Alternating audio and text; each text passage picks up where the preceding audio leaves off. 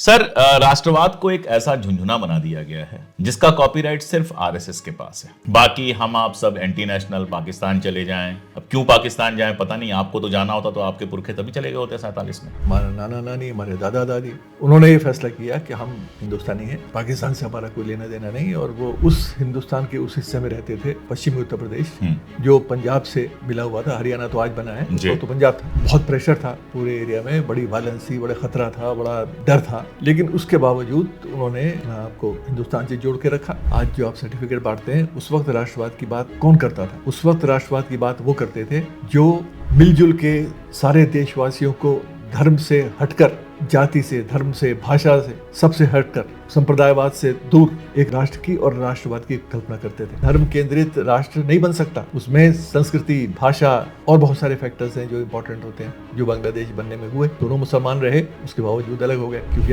आज के लिए सवाल भी उठता है, जब पाकिस्तान बना लिया तो यहाँ क्यों रह गए? यहाँ क्यों रह गए? भाई आपने अपना मुल्क ले लिया, जाओ। आप ये नहीं सोचते कि कितनी बड़ी तादाद में मुसलमान थे जो मुस्लिम लीग से, जिनका कोई जुड़ा भी नहीं था। मुस्लिम लीग ने तो कोशिश शुरू से यही किया कि मुसलमानों को डरा के रखा जाए। आपकी नौकरी चली जाएगी, आपकी बिजनेस चली जाएगी, यार हिंदू डोमिनेंट इंडिया में अंग्रेज चले जाएंगे, उसके बाद आप दोयम दर्जे के नागरिक बन जाओगे, दोयम दर्जे के नागरिक बनेंगे। आपने कहा कि मुस्लिम लीग मुसलमानों को डराती थी, और हम सब जानते हैं ये चीज की सेकेंडरी सिटीजन बन जाओगे और ये होगा वो होगा। उस समय तो नहीं हुआ, लेकिन 80 साल बाद जो है, 70 साल बाद वो डर कहीं दिखाई नहीं दे रहा। हालांकि उसने जो दूसरे सपने पाकिस्तान के लिए दिखाए थे वो भी पूरे नहीं हुए और बांग्लादेश भी अलग हुआ। लेकिन ये तो हम देख रहे हैं कि मेजॉरिटेरियनिज्म जिस तरह से आया आज, मतलब जिस तरह से हो रहा है बिहेवियर, वो काफी हद तक दोयम दर्जे वाला है। कुछ हद तक मुझे ये लगता भी है। जिन्होंने ये कहा था कि आज़ादी के बाद जो मुसलमान यहाँ बचेंगे, they will spend rest of their life proving their patriotism, ये काफी हद तक सही साबित हो रहा है कि हर मुसलमान को ये साबित करने की कोशिश करनी पड़ती है कि वो देशभक्त है, ज्यादा देशभक्त है।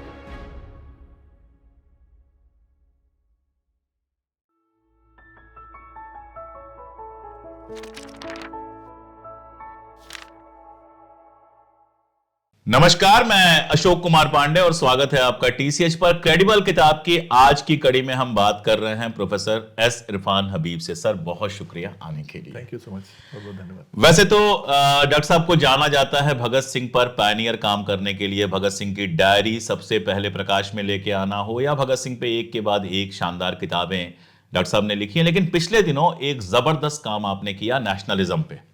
अब राष्ट्रवाद आप जानते हैं, मोदी जी की पार्टी दावा करती है कि इकलौती वही राष्ट्रवादी है जो मोदी जी के खिलाफ है, जो भारतीय जनता पार्टी या आरएसएस के खिलाफ है, वो राष्ट्र के खिलाफ है, राष्ट्रवादी है ही नहीं। अब ऐसा तो नहीं है कि आरएसएस पैदा हुई तो राष्ट्रवाद पैदा हुआ, या आरएसएस को ही राष्ट्रवादी कहा जाएगा। आजादी की लड़ाई के दौर में आप देखिए अगर, तो आरएसएस और इनके जो हिंदू महासभा जैसे संगठन हैं, इनको राष्ट्रवादी कोई नहीं कहता था। उस समय तो राष्ट्रवादी कांग्रेस को कहा जाता था, और राष्ट्रवाद एक ऐसा लफ्ज था जिसको लेकर लंबी बहस है। अलग अलग लोगों ने अपने अपने तरीके से देखा है, और इस किताब में जो मेरे हाथ में है, ये पहले अंग्रेजी में आई थी और फिर ये हिंदी में आई है। राजकमल प्रकाशन से ये छपी है, भारतीय राष्ट्रवाद एक अनिवार्य पाठ। मैं सिर्फ नाम गिन दे रहा हूं कि किन किन लोगों का राष्ट्रवाद पे जो विचार था वो सर ने एक साथ लिया है। महादेव गोविंद रानाडे, सुरेंद्रनाथ बनर्जी, बाल गंगाधर तिलक, लाला लाजपत राय, विपिन चंद्र पाल, अरबिंदो, अल्लामा इकबाल, मौलाना हुसैन अहमद मदनी, रविन्द्रनाथ टैगोर, सरोजनी नायडू, प्रफुल्ल चंद्र राय, महात्मा गांधी, वल्लभ भाई पटेल, जवाहरलाल नेहरू, बी.आर. अम्बेडकर, सी राजगोपालाचारी, सुभाष चंद्र बोस, भगत सिंह, एम.एन. राय, मौलाना आजाद, खान अब्दुल गफ्फार खान, ख्वाजा अहमद अब्बास, जयप्रकाश नारायण। तो बातचीत तो हम शुरू कर रहे हैं, उसके पहले मैं जरूर कहूंगा कि लिंक इस किताब का मैंने डिस्क्रिप्शन में दिया हुआ है।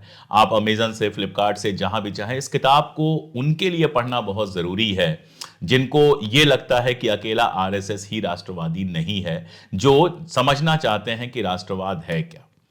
सर, राष्ट्रवाद को एक ऐसा झुंझुना बना दिया गया है जिसका कॉपीराइट सिर्फ आरएसएस के पास है। बाकी हम आप सब एंटी नेशनल पाकिस्तान चले जाएं। अब क्यों पाकिस्तान जाएं पता नहीं, आपको तो जाना होता तो आपके पुरखे तभी चले गए होते 47 में। बिल्कुल, चलिए इसी से शुरू करते हैं कि हमारे जो पुरखे हैं, उनके पास, हमारी माँ का जो परिवार है जी, उनमें से काफ़ी लोग चले गए। लेकिन हमारे नाना ने, हमारा नाना नानी, हमारे दादा दादी, उन्होंने ये फैसला किया कि हम हिंदुस्तानी हैं और पाकिस्तान से हमारा कोई लेना देना नहीं। और वो उस हिंदुस्तान के उस हिस्से में रहते थे, पश्चिमी उत्तर प्रदेश, जो पंजाब से मिला हुआ था। हरियाणा तो आज बना है, तो पंजाब था। जी जी। तो बहुत प्रेशर था पूरे एरिया में, बड़ी वायलेंस थी, बड़ा खतरा था, बड़ा डर था। बिल्कुल। लेकिन उसके बावजूद उन्होंने अपना आप को हिंदुस्तान से जोड़ के रखा। और एक बड़े नाना हमारे, उनके दोनों बेटे पाकिस्तान गए। और मैं एक किस्सा बताना चाहता हूँ राष्ट्रवाद के परिप्रेक्ष्य में, कि उनके ऊपर इतना प्रेशर था अपने बेटों की तरफ से कि आप वहाँ क्यों रह रहे हैं, क्योंकि उनकी एक बेटी यहाँ थी, आप हमारे पास आइए। वो टालते रहे और एक बार प्रेशर में आके गए और कुछ महीने रहे। और उसके बाद एक दिन रात को फ्रंटियर मेल आया करती थी और हम मुजफ्फरनगर में रहते थे उन दिनों में। तो वो 4 बजे पहुंचती थी सुबह को, घंटी बजी और देखा तो वो खड़े हुए हैं। और पहला रिएक्शन ये उनका था, क्योंकि उस वक्त ना कोई फ़ोन था, ना कोई जरिया कॉन्टैक्ट का था।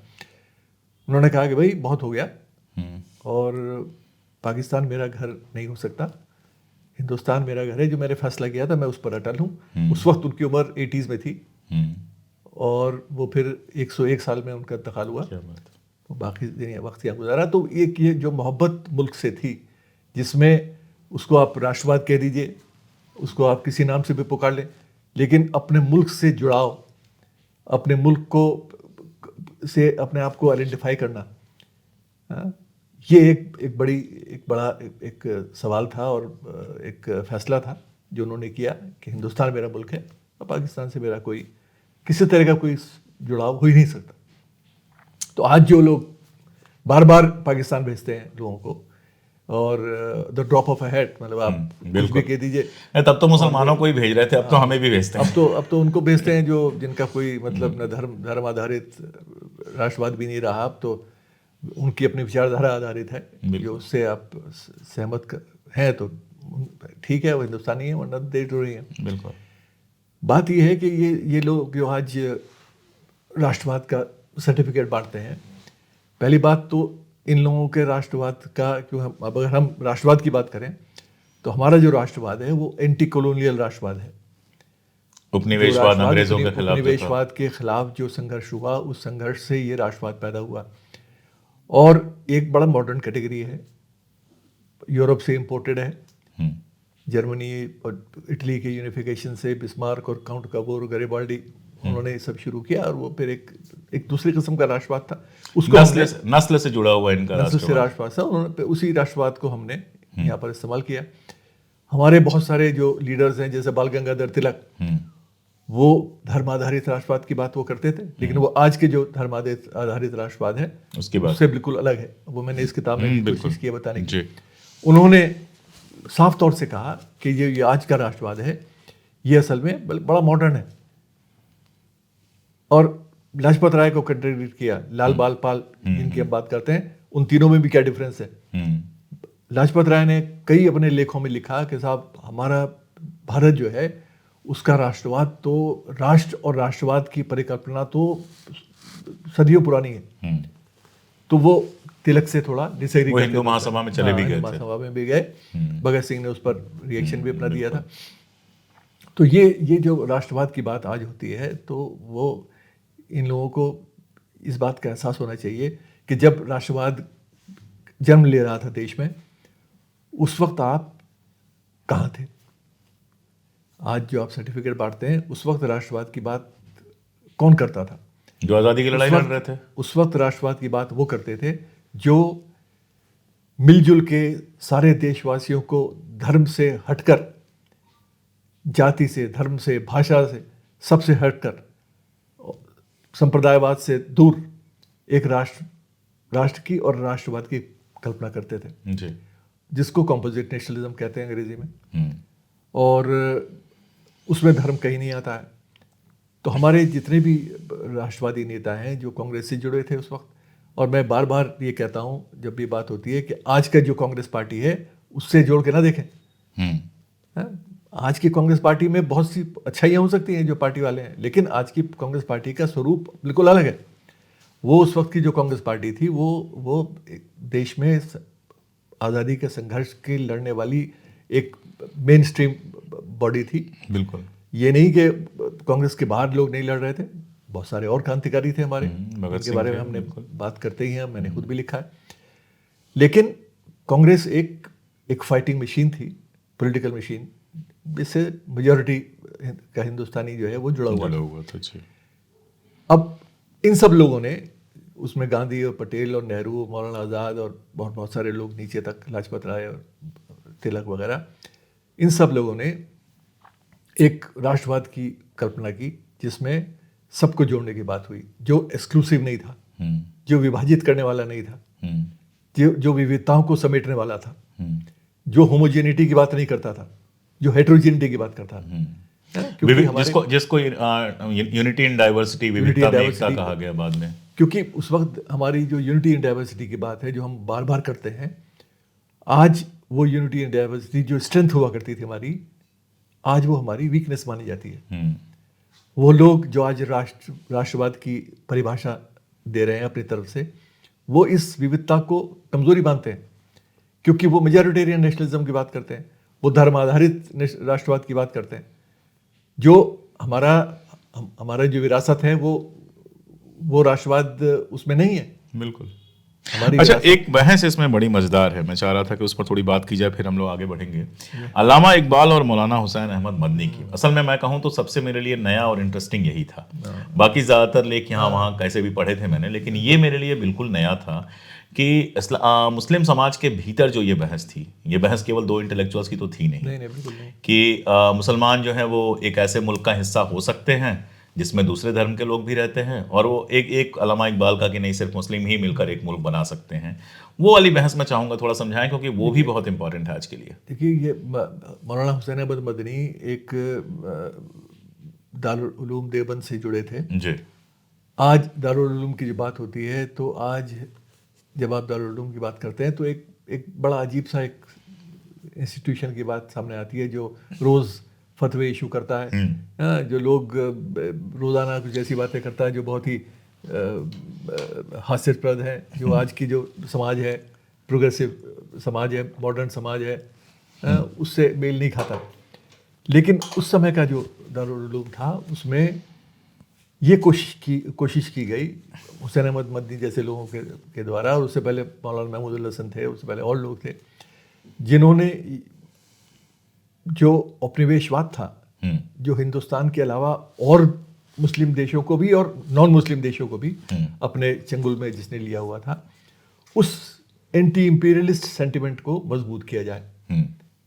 उपनिवेशवाद कहीं भी हो, हिंदुस्तान में हो, हिंदुस्तान से बाहर हो, तो ये सब लोग उस सोच का हिस्सा थे।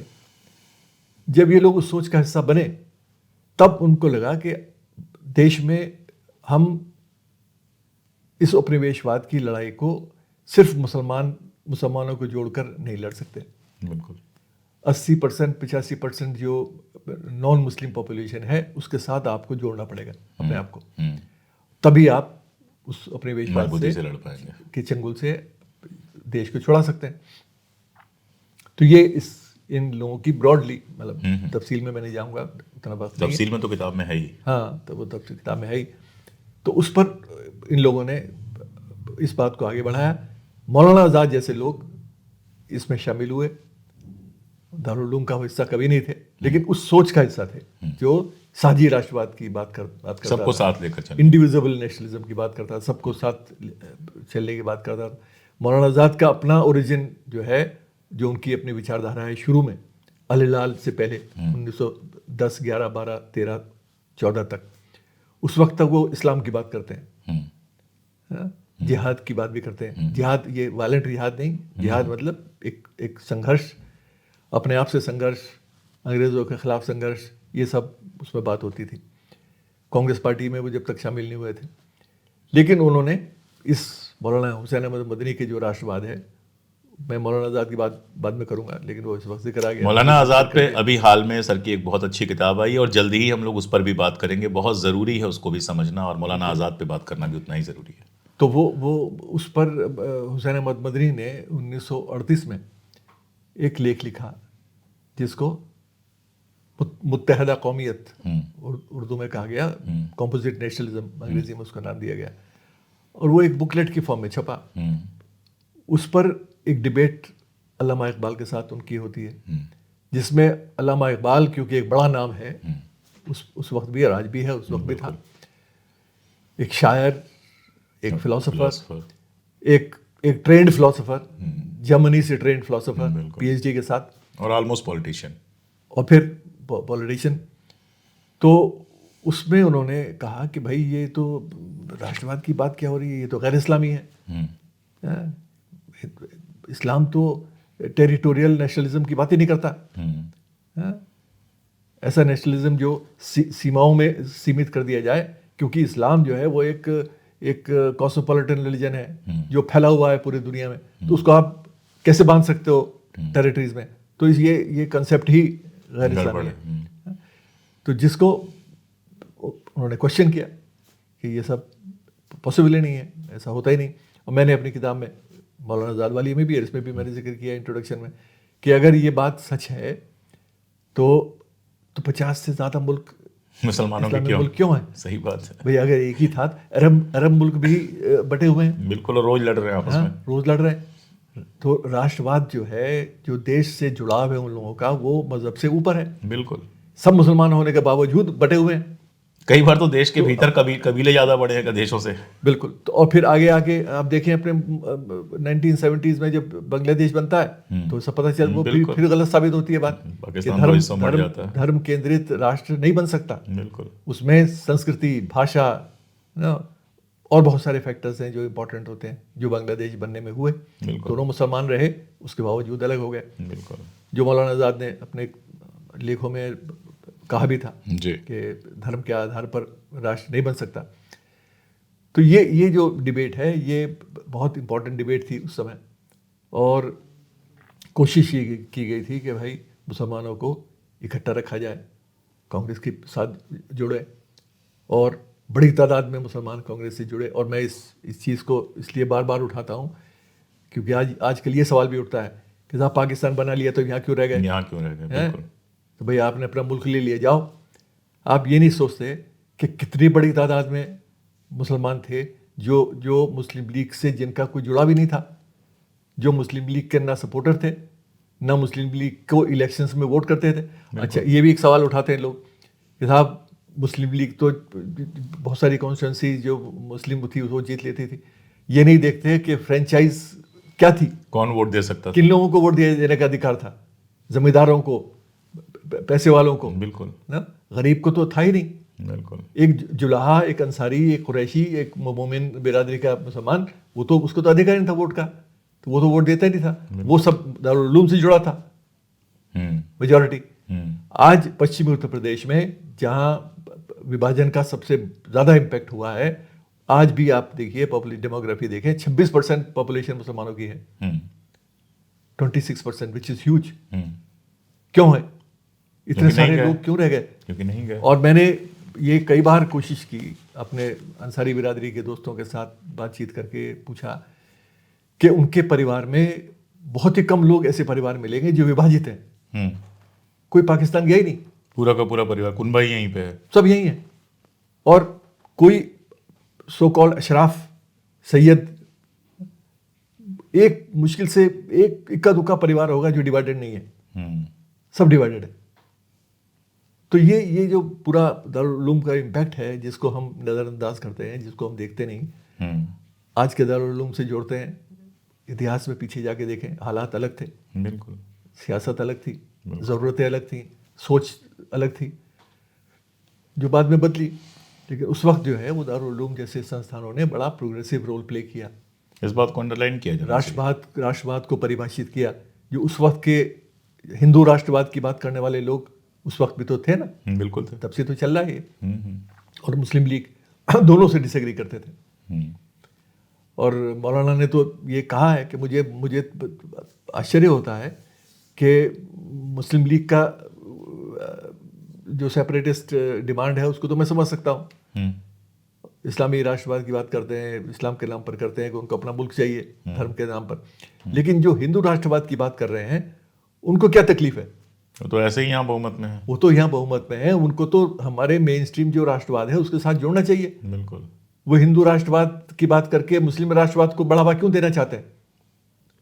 ठीक बात ये मौलाना ने कई बार लिखा जी। और लोगों ने भी इस बात को कहा कि भाई ये क्यों, क्या जरूरत है। अच्छा, कांग्रेस पे अब आए तो गांधी और नेहरू पे बात करते हैं, लेकिन क्योंकि मुझे मजेदार लगा कि आपने गांधी और नेहरू दोनों का भी राष्ट्रवाद पे जो सोच था उसको अलग से लिया। इस पर गांधी से इतनी चिढ़ क्यों है? उस समय भी थी, मार दिया, और आज भी भले राजघाट पर जाकर सर झुकाना पड़ता हो, वो गांधी की पर्सनालिटी थी, मजबूरी है, वरना गांधी को गाली देने में तो मतलब कोई ऐसा नहीं जिसने कसर कोई छोड़ी हो उस जमाने से लेके अब तक। गांधी से एक तो इन लोगों को खास तौर से नफरत इसलिए है कि एक तो गांधी गांधी को जिन्ना भी नहीं पसंद करते थे और सावरकर भी नहीं पसंद करते थे। जिन्ना का नापसंद करना तो उसको मैं अलग से समझ एक्सप्लेन में, जी, करूंगा। इनका नापसंद करना है, उसकी वजह ये है, एक तो गांधी हिंदू धर्म में निहित है, हिंदू धर्म का बड़ा अच्छे तरह से इस्तेमाल करते हैं। उसके चाहे सिंबल्स इस्तेमाल करना हो, सिंबॉलिकली इस्तेमाल करना हो, अपने हुलिये में इस्तेमाल करना हो, अपनी पूजा पाठ, अपनी रोजाना की जो किया करते थे एक्टिविटीज़, उससे लगता था कि वो उसमें इनको ये खतरा था कि ये हिंदू धर्म के नाम पर अगर एकजुट करते हैं सब लोगों को, तो उनका अपना जो ब्रांड है, जिसको वो अपना हिंदू, जिसको हिंदुत्व कहते हैं, उसी वक्त से कहना शुरू कर दिया था। 1921 की बात है, बिल्कुल उसके बाद पर तुम ज़्यादा बेहतर जानते हो मुझसे, तो वो खतरे में आ जाएगा। तो ये एक फैक्टर तो ये है कि वो एक गांधी को एक खतरा मान के चलते रहे हमेशा। मतलब ये कि लिबरल हिंदू इनको ज़्यादा डराता है। बिल्कुल जी, बिल्कुल लिबरल हिंदू ज़्यादा डराता है, और उससे तकलीफ ये होती है कि वो कहीं ना कहीं स्पेस क्रिएट करता है धर्म के अंदर। हिंदू रहते हुए भी वो लिबरल है जी। तो गांधी हिंदू रहते हुए भी मुसलमानों को साथ रखने की बात कर सकते हैं, मुसलमानों की जान बचाने की बात कर सकते हैं, सर्वधर्म समभाव की बात कर सकते हैं। तो ये एक बड़ा खतरा था, और इसी को बार बार उठाते भी हैं, सावरकर भी उठाते हैं अपने उसमें, और लोग भी लिखते हैं इसके बारे में।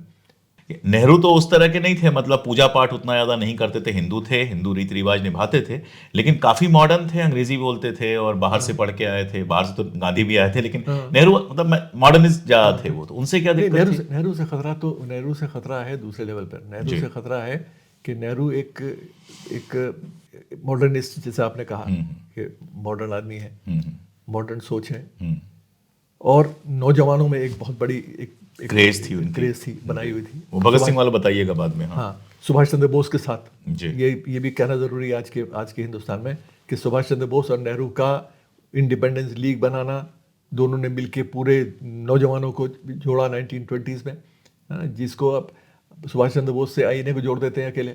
आईएनए तो आखिरी अटेम्प्ट है, बिल्कुल, वो भी उनका अपना बनाया हुआ नहीं है, उन्होंने जाके शामिल किया, राजबिहारी बोस का आईएनए था भाई, और वो भी आखिरी लास्ट डिच अटेम्प्ट है। बिल्कुल, उससे पहले का जो 1920 और 1930 का बोस है, वो तो नेहरू के साथ कंधे से कंधे मिलाकर लड़ाई लड़ने वाला सुभाष चंद्र बोस है, बावजूद डिफरेंसेस के, है ना, डिफरेंसेस थे उनके सोच में, अलग कहीं ना कहीं बहुत मेजर डिफरेंसेस नहीं थे, लेकिन था।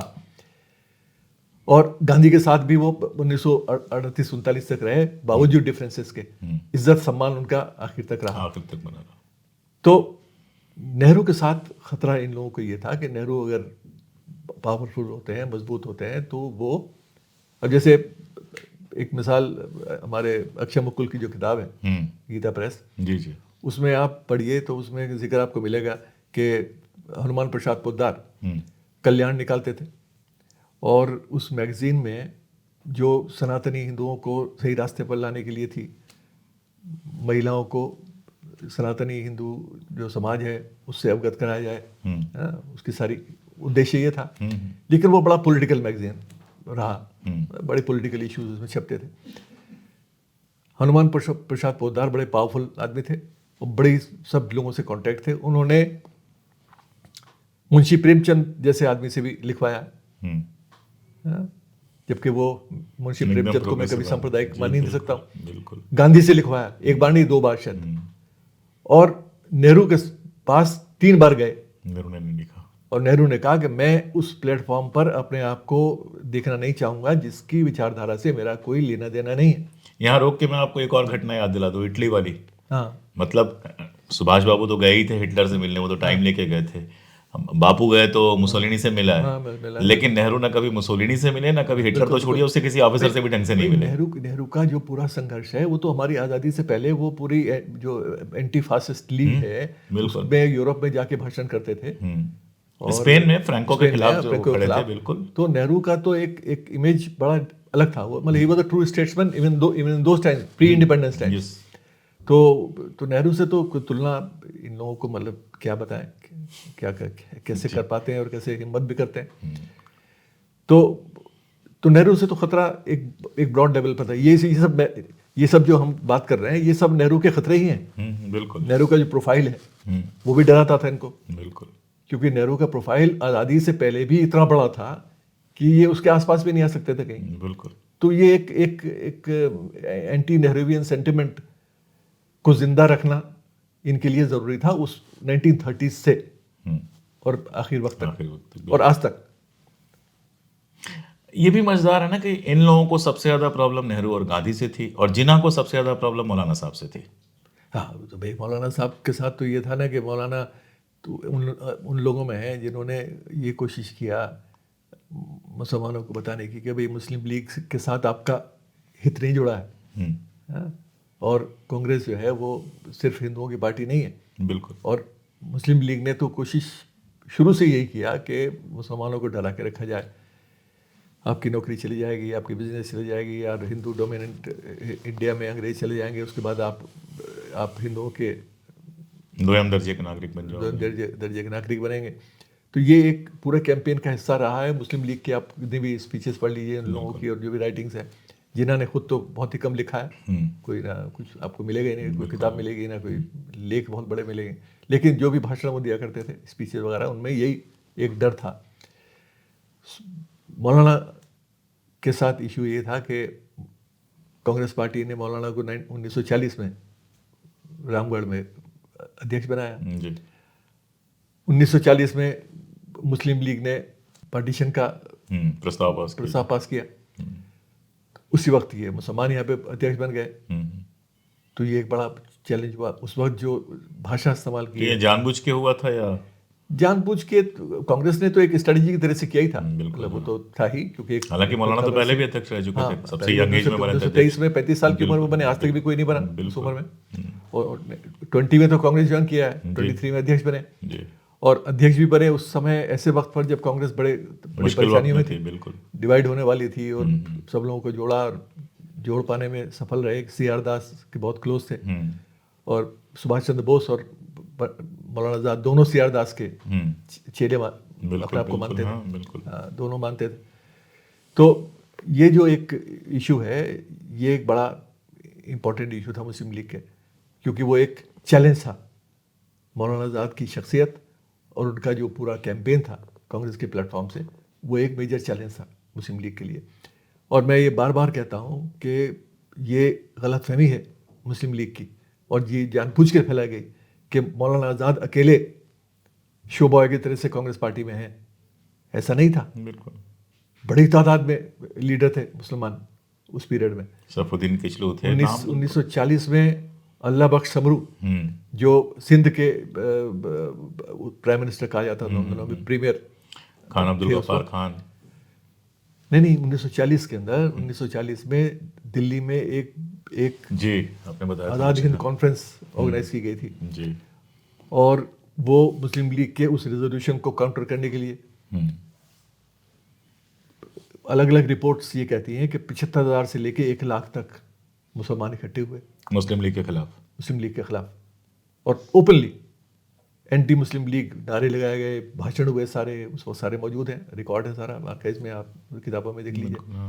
इश्तियाक साहब की किताब आई है पार्टीशन पर, उस पर बड़ा तफसील से उन्होंने लिखा है, मैंने भी कुछ रेफरेंस दिया उसका।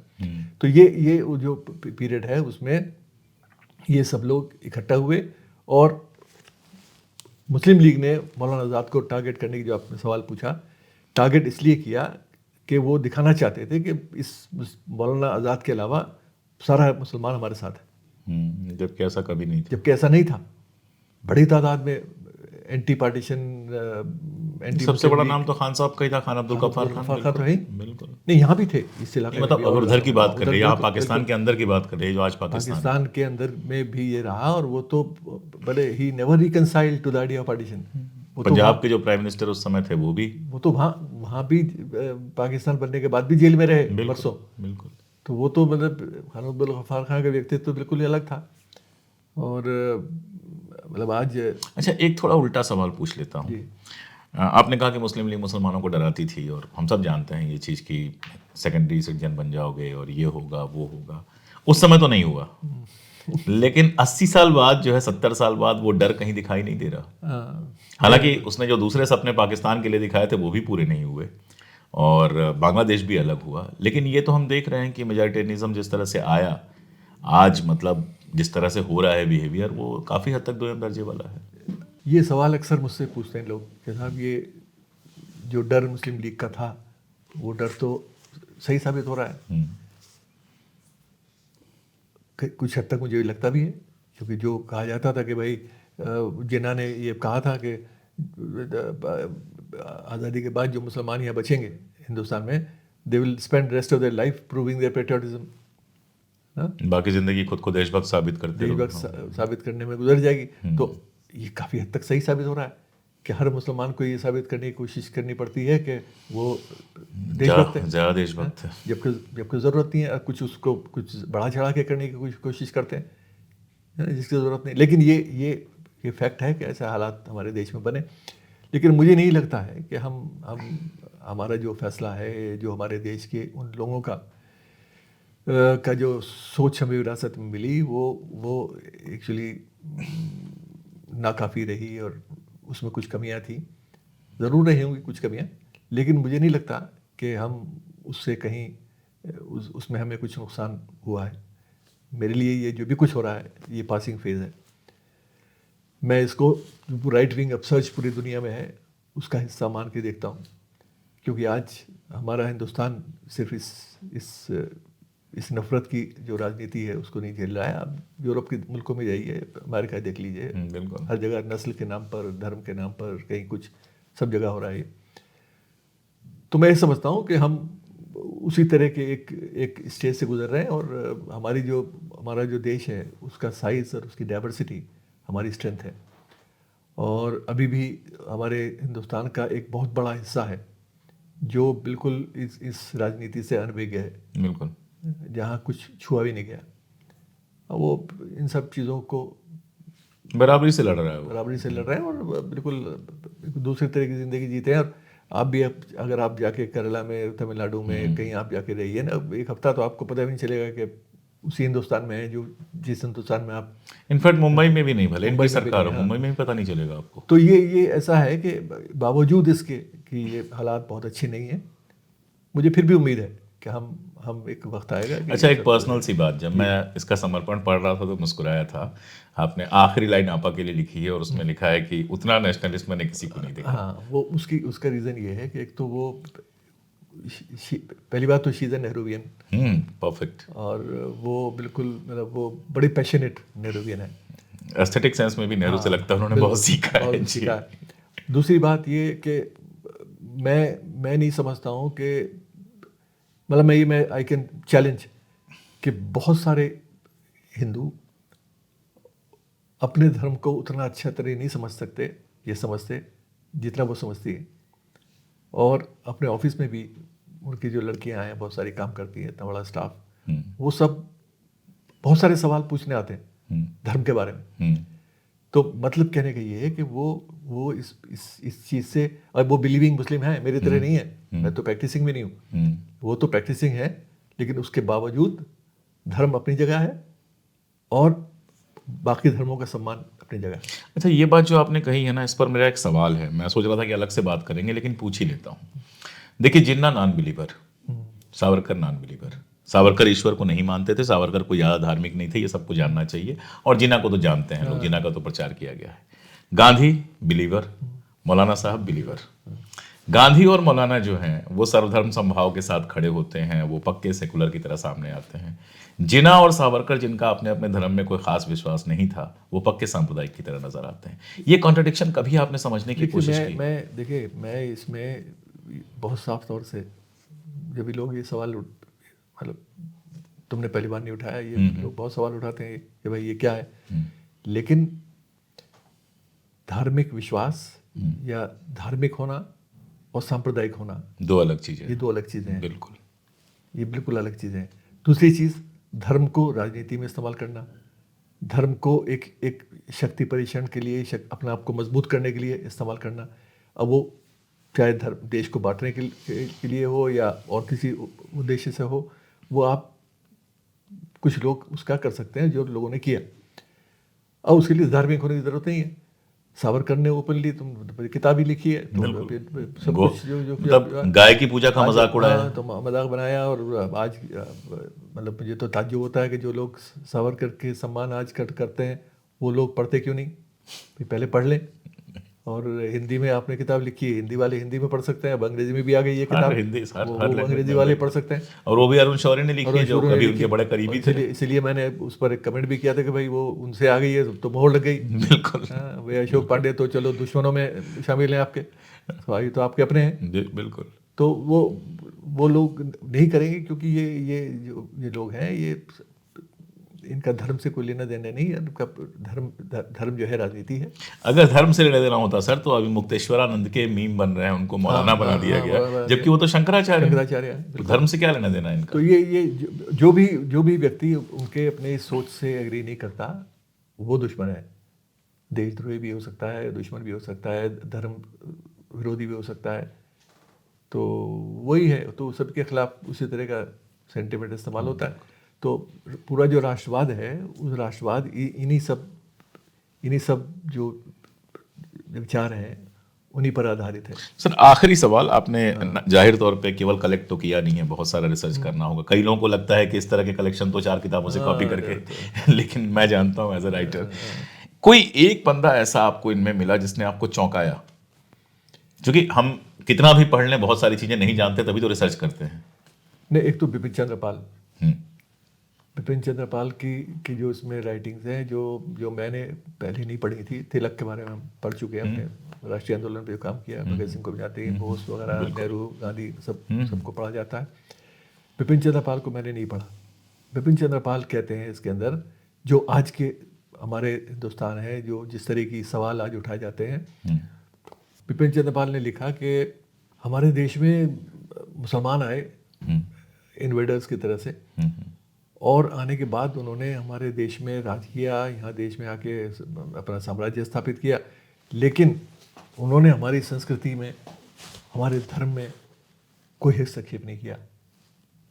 उस धर्म और संस्कृति की आज़ादी, उसके पालन करने की आज़ादी, उसका सम्मान उन्होंने अपने पूरे कार्यकाल में किया। ये कोई आज का नेता नहीं कह रहा है, ये विपिन चंद्र पाल कह रहे हैं, जिनको लाल बाल पाल का हिस्से के रूप में जाना जाता है, आज़ादी के बड़े लड़ाके के रूप में जाना जाता है।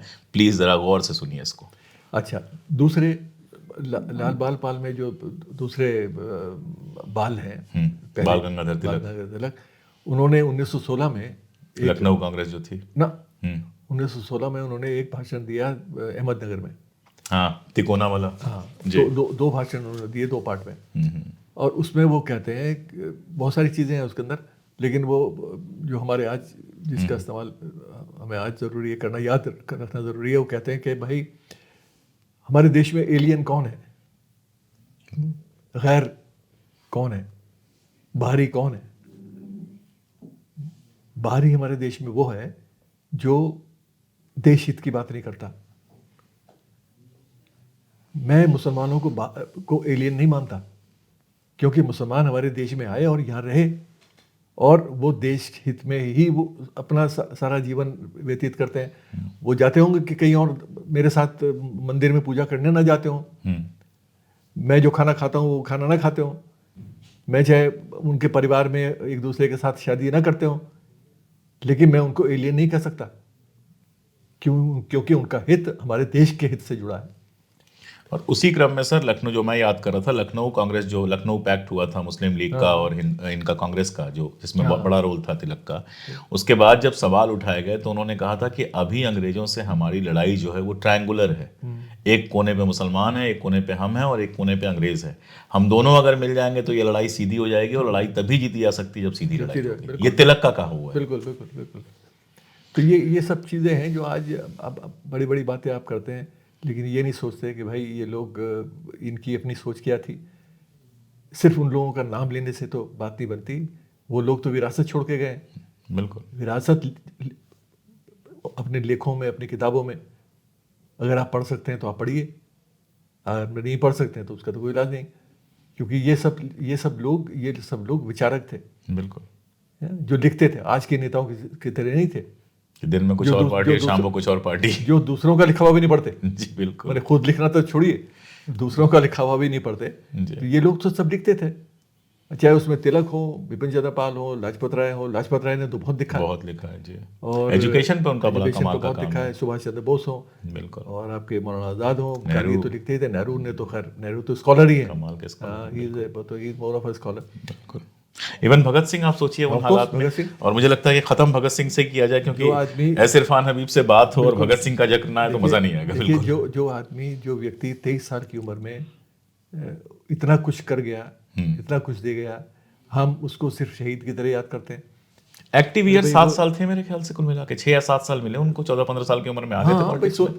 भाई 16 साल की उम्र में उन्होंने पहला पढ़ने गए नेशनल कॉलेज, पहला आर्टिकल लिखा 1924 में। 1924 में उम्र थी, 1907 में पैदा हुए तो 17 साल उम्र थी। पहला आर्टिकल हिंदी में मतवाला मैगजीन निकला करता था, उसमें लिखा यूनिवर्सल ब्रदरहुड पर, जो एक बड़ा मुश्किल सब्जेक्ट है। बिल्कुल, और मैंने वो किसी अखबार में, वायर में कहीं लिखा भी था, ये G20 के टाइम में वासुदेव कुटुंबकम जो इस्तेमाल हो रहा था, तो भगत सिंह ने वासुदेव कुटुंबकम से ही शुरू किया। बिल्कुल, और ये क्या कहा कि भाई ये जो वासुदेव कुटुंबकम की बात होती है, ये तो बड़ी अच्छी बात है, होना चाहिए, लेकिन हम ये बात तब कर सकते हैं जब हम इस समाज को, जो इतना टूटा फूटा समाज है, जहाँ हम एक दूसरे के ऊपर लांछन लगाते हैं, एक दूसरे से प्यार मोहब्बत नहीं करते, तो विश्व बंधुता की बात कैसे करोगे जब आप अपने ही देश में नहीं जुड़े हो, है ना?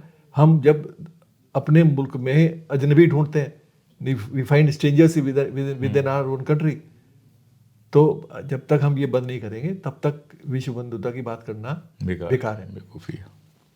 तो जो व्यक्ति इस तरह की सोच रखता हो और इतनी छोटी उम्र में इतनी बड़ी बात कही, और फिर 1928 में, 1929 में, और फिर आखिर में जेल में मैं नास्तिक क्यों हूँ, जिसमें एक पूरा स्टेटमेंट अछूत समस्या पर, उस जमाने में अछूत समस्या पर, सांप्रदायिकता पर, छात्र राजनीति पर, और इसीलिए शायद नेहरू उनको ज़्यादा पसंद थे सुभाष के तुलना में। नेहरू भाई मिलने गए और नेहरू ने आके बहुत सारी हमदर्दी की बातें की, जिस पर कांग्रेस बुलेटिन एक निकला करता था जिसके नेहरू संपादक थे, उसमें क्रांतिकारियों के विषय में, भगत सिंह के विषय में नेहरू ने कुछ सिंपैथेटिक बात लिखी। गांधी जी ने बुलाया और बाकायदा उस पर डांट डपट हुई, जिस पर नेहरू ने वादा किया कि चलिए हो गया, अब आगे नहीं होगा, जो नेहरू ने कभी नहीं माना। गांधी जी से बात कह दिया, लेकिन किया वही जो करना था। आगे भी हमदर्दी रही और अपनी ऑटोबायोग्राफी में भी, अपने और लेखों में भी लिखते रहे।